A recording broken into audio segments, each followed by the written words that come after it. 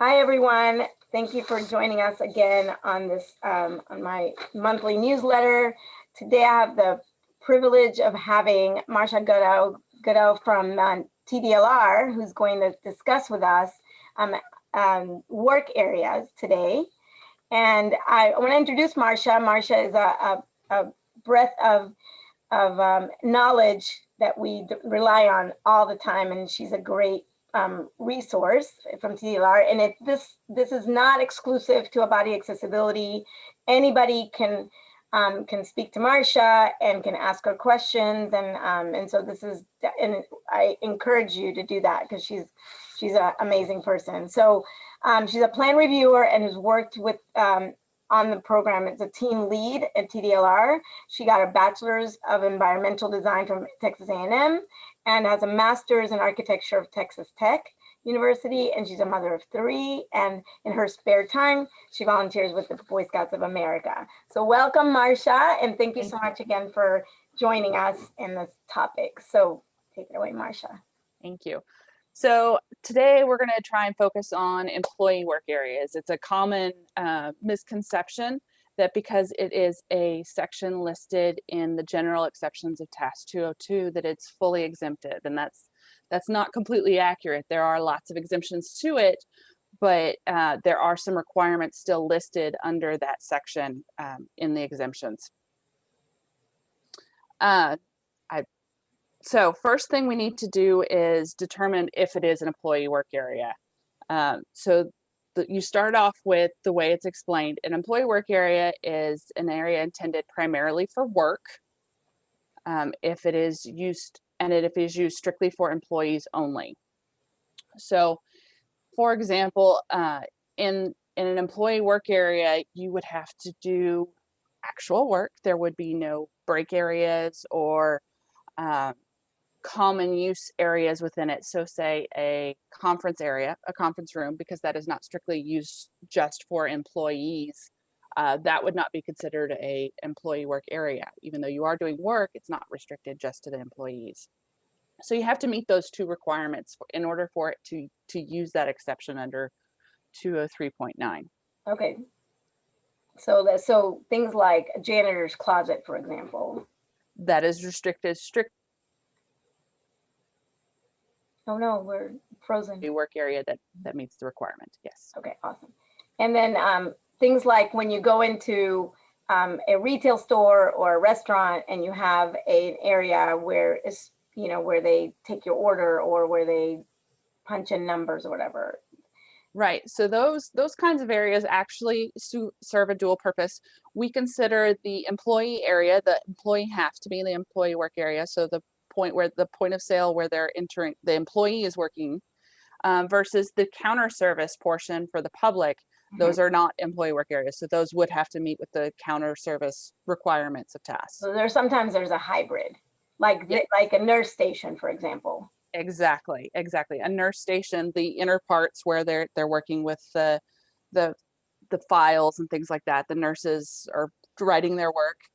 That the inside of that particular picture is the employee work area, but the outside where you're providing information across the counter, that would be the outside part. That would be the service counters board. So I know we're not talking about service or counters, but there's a confusion about it. If there's just information being provided, that is considered. So if you have a nurse station and I am a patient or a visitor coming to you, that's not strictly a work area anymore.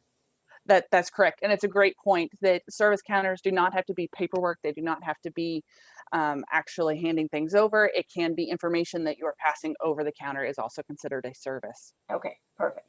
And then same thing with like an exam room, right? An exam room is yes, there are portions of the exam room that are used strictly for the employee. Say it's the sink is used strictly for the employee. If it's intended just for the doctor to wash their hands, there's no actual public use.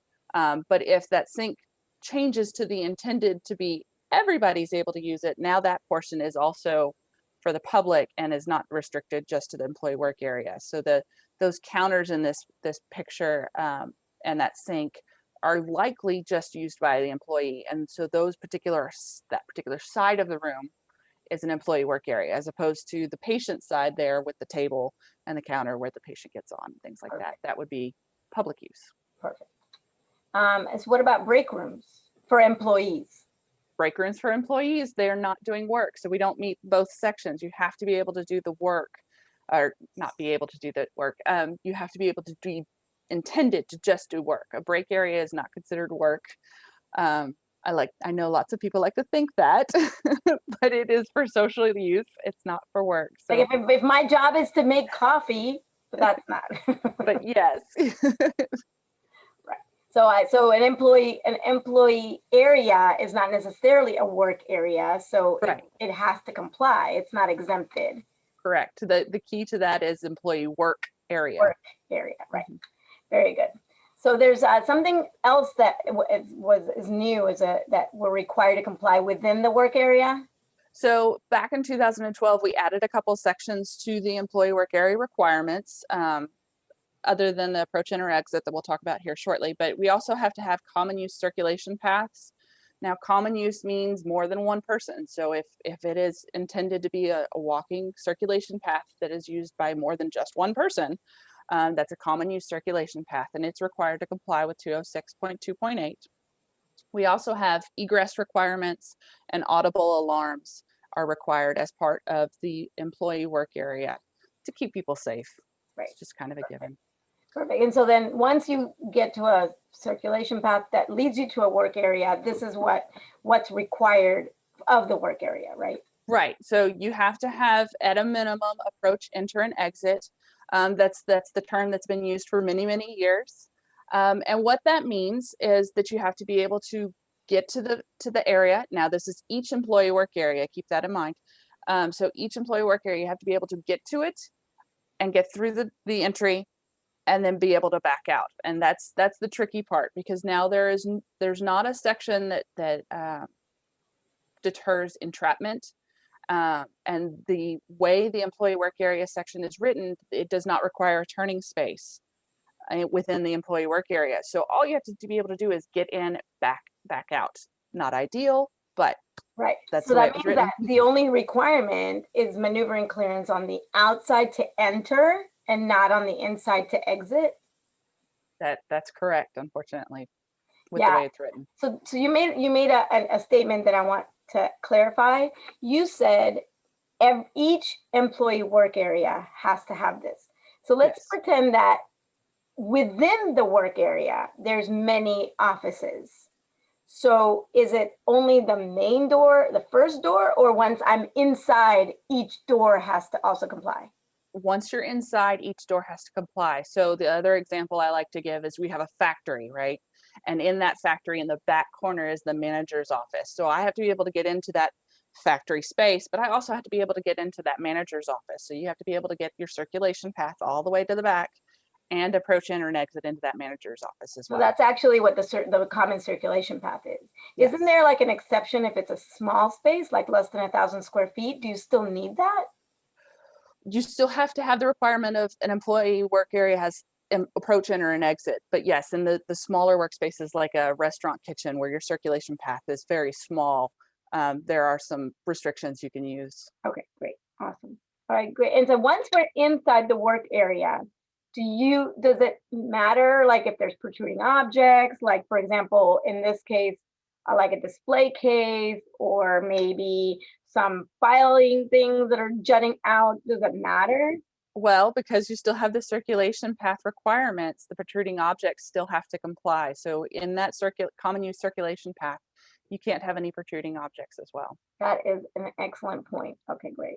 Anything else that you want to teach us about? Well, I have lots of things, but I think focus right now is employee work areas, and I think this pretty much covers it.